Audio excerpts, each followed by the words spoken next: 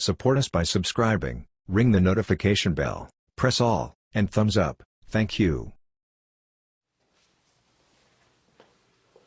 Good afternoon. I'm speaking to you today from the Treaty Room in the White House, the same spot where on October of 2001, President George W. Bush informed our nation that the United States military had begun strikes on terrorist training camps in Afghanistan. It was just weeks after the terrorist attack on our nation that killed 2,977 innocent souls, that turned Lower Manhattan into a disaster area, destroyed parts of the Pentagon, and made hallowed ground of a field in Shanksville, Pennsylvania, and sparked an American promise that we would never forget. We went to Afghanistan in 2001 to root out al-Qaeda, to prevent future terrorist attacks against the United States planned from Afghanistan. Our objective was clear. The cause was just. Our NATO allies and partners rallied beside us. And I supported that military action along with overwhelming majority of the members of Congress. More than 7 years later, in 2008, weeks before we swore the oath of office President Obama and I were about to swear, President Obama asked me to travel to Afghanistan and report back on the state of the war in Afghanistan. I flew to Afghanistan, to the Kunar Valley, a rugged mountainous region on the border with Pakistan.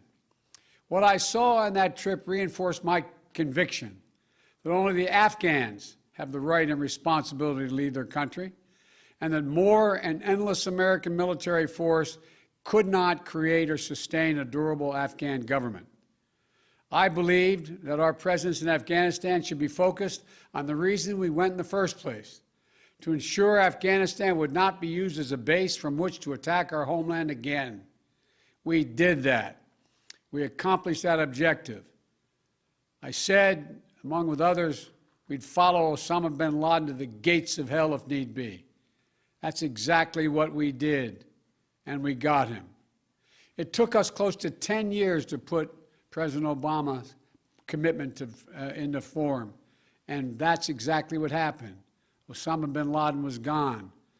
That was 10 years ago. Think about that. We delivered justice to bin Laden a decade ago, and we've stayed in Afghanistan for a decade since. Since then, our reasons for remaining in Afghanistan have become increasingly unclear, even as the terrorist threat that we went to fight evolved. Over the past 20 years, the threat has become more dispersed, metastasizing around the globe. Al-Shabaab in Somalia, al-Qaeda in the Arabian Peninsula, al-Nusra in Syria, ISIS attempting to create a caliphate in Syria and Iraq, and establishing affiliates in multiple countries in Africa and Asia. With the terror threat now in many places, keeping thousands of troops grounded and concentrated in just one country at a cost of billions each year makes little sense to me and to our leaders. We cannot continue the cycle of extending or expanding our military presence in Afghanistan, hoping to create ideal conditions for the withdrawal and expecting a different result. I'm now the 4th United States president to preside over American troop presence in Afghanistan. 2 Republicans, 2 Democrats. I will not pass this responsibility on to a 5th. After consulting closely with our allies and partners, with our military leaders and intelligence personnel, with our diplomats and our development experts, with the Congress and the Vice President, as well as with Mr. Ghani and many others around the world, I've concluded that it's time to end America's longest war. It's time for American troops to come home. When I came to office, I inherited a diplomatic agreement duly negotiated between the government of the United States and the Taliban that all U.S. forces would be out of Afghanistan by May 1, 2021, just 3 months after my inauguration. That's what we inherited, that commitment. It's perhaps not what I would have negotiated myself, but it was an agreement made by the United States government, and that means something. So in keeping with that agreement and with our national interest, the United States will begin our final withdrawal, begin it on May 1 of this year. We'll not conduct a hasty rush to the exit. We'll do it responsibly, deliberately, and safely. And we will do it in full coordination with our allies and partners, who now have more forces in Afghanistan than we do. And the Taliban should know that if they attack us as we draw down, we will defend ourselves and our partners with all the tools at our disposal. Our allies and partners have stood beside us, shoulder to shoulder in Afghanistan for almost 20 years, and we're deeply grateful for the contributions they have made to our shared mission and for the sacrifices they've borne. The plan has long been in together, out together. U.S. troops, as well as forces deployed by our NATO allies and operational partners, will be out of Afghanistan before we mark the 20th anniversary of that heinous attack on September 11th. But we'll not take our eye off the terrorist threat. We'll reorganize our counterterrorism capabilities and the substantial assets in the region to prevent reemergence of terrorists and the threat to our homeland from over the horizon. We'll hold the Taliban accountable for its commitment not to allow any terrorist to threaten the United States or its allies from Afghan soil. The Afghan government has made that commitment to us as well, and will focus our full attention on the threat we face today. In my direction, my team is refining our national strategy to monitor and disrupt significant terrorist threats, not only in Afghanistan, but anywhere they may arise, and they're in Africa, Europe, the Middle East, and elsewhere. I spoke yesterday with President Bush to inform him of my decision. While he and I have had many disagreements over policy throughout the years, we're absolutely united in our respect and support for the valor, courage, and integrity of the women and men of the United States Armed Forces who served. I'm immensely grateful for the bravery and backbone that they have shown through nearly 2 decades of combat deployments. We as a nation are forever indebted to them and to their families. You all know that less than 1% of Americans serve in our armed forces. The remaining 99% of them, we owe them. We owe them. They've never backed down from a single mission that we've asked of them. I've witnessed their bravery firsthand during my visits to Afghanistan. They've never wavered in their resolve. They've paid a tremendous price on our behalf. And they have the thanks of a grateful nation. While we'll not stay involved in Afghanistan militarily, our diplomatic and humanitarian work will continue. We'll continue to support the government of Afghanistan. We will keep providing assistance to the Afghan national defenses and security forces. And along with our partners, we have trained and equipped a standing force of over 300,000 Afghan personnel today and hundreds of thousands over the past 2 decades. And they'll continue to fight valiantly on behalf of the Afghans at great cost. They'll support peace talks, as we will support peace talks between the government of Afghanistan and the Taliban facilitated by the United Nations. And will continue to support the rights of Afghan women and girls by maintaining significant humanitarian and development assistance. And we'll ask other countries in the region to do more to support Afghanistan, especially Pakistan, as well as Russia, China, India, and Turkey. They all have a significant stake in the stable future for Afghanistan. And over the next few months, we'll also determine what a continued U.S. diplomatic presence in Afghanistan will look like, including how we'll ensure the security of our diplomats. Now look, I know there are many who will loudly insist that diplomacy cannot succeed without a robust U.S. military presence to stand as leverage. We gave that argument a decade. It's never proved effective. Not when we had 98,000 troops in Afghanistan, and not when we were down to a few thousand. Our diplomacy does not hinge on having boots in harm's way, U.S. boots on the ground. We have to change that thinking.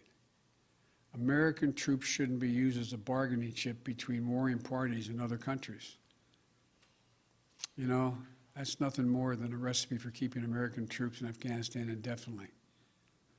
I also know there are many who will argue that we should stay fighting in Afghanistan because withdrawal would damage America's credibility and weaken America's influence in the world. I believe the exact opposite is true. We went to Afghanistan because of a horrific attack that happened 20 years ago. That cannot explain why we should remain there in 2021. Rather than return to war with the Taliban, we have to focus on the challenges that are in front of us. We have to track and disrupt terrorist networks and operations that spread far beyond Afghanistan since 9/11. We have to shore up American competitiveness to meet the stiff competition we're facing from an increasingly assertive China. We have to strengthen our alliances and work with like-minded partners to ensure that the rules of international norms that govern cyber threats and emerging technologies that will shape our future are grounded in our democratic values, not those of the autocrats. We have to defeat this pandemic and strengthen the global health system to prepare for the next one, because there will be another pandemic. You know, we'll be much more formidable to our adversaries and competitors over the long term if we fight the battles for the next 20 years, not the last 20. And finally, the main argument for staying longer is what each of my three predecessors have grappled with. No one wants to say that we should be in Afghanistan forever, but they insist now is not the right moment to leave. In 2014, NATO issued a declaration affirming that Afghan security forces would from that point on have full responsibility for this country's security by the end of that year. That was 7 years ago. So when will it be the right moment to leave? 1 more year? 2 more years? 10 more years? 10, 20, $30 billion more than the trillion we've already spent? Not now? That's how we got here. And in this moment, there's a significant downside risk to staying beyond May 1st without a clear timetable for departure.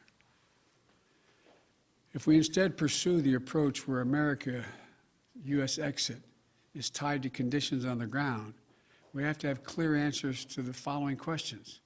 Just what conditions require to be required to allow us to depart? By what means and how long would it take to achieve them, if they could be achieved at all? And at what additional cost in lives and treasure? I've not heard any good answers to these questions. And if you can't answer them, in my view, we should not stay. The fact is that later today, I'm going to visit Arlington National Cemetery, Section 60. In that sacred memorial to American sacrifice, Section 60 is where our recent war dead are buried, including many of the women and men who died fighting in Afghanistan and Iraq. There's no comforting distance in history in Section 60. The grief is raw. It's a visceral reminder of the living cost of war. For the past 12 years, ever since I became vice president, I've carried with me a card that reminds me of the exact number of American troops killed in Iraq and Afghanistan. That exact number, not an approximation or rounded off number, because every one of those dead are sacred human beings who left behind entire families. An exact accounting of every single solitary one needs to be had. As of today, there are 2,488 U.S. troops and personnel who've died in Operation Enduring Freedom and Operation Freedom's Sentinel, our Afghanistan conflicts. 20,722 have been wounded. I'm the first president in 40 years who knows what it means to have a child serving in a war zone. And throughout this process, my North Star has been remembering what it was like when my late son Bo was deployed to Iraq. How proud he was to serve his country, how insistent he was to deploy with his unit, and the impact it had on him and all of us at home. We already have service members doing their duty in Afghanistan today whose parents served in the same war. We have service members who were not yet born when our nation was attacked on 9/11. War in Afghanistan was never meant to be a multi-generational undertaking. We were attacked. We went to war with clear goals. We achieved those objectives. Bin Laden is dead, and Al-Qaeda is degraded in Iraq, in Afghanistan. And it's time to end the forever war. Thank you all for listening. May God protect our troops. May God bless all those families who lost someone in this endeavor.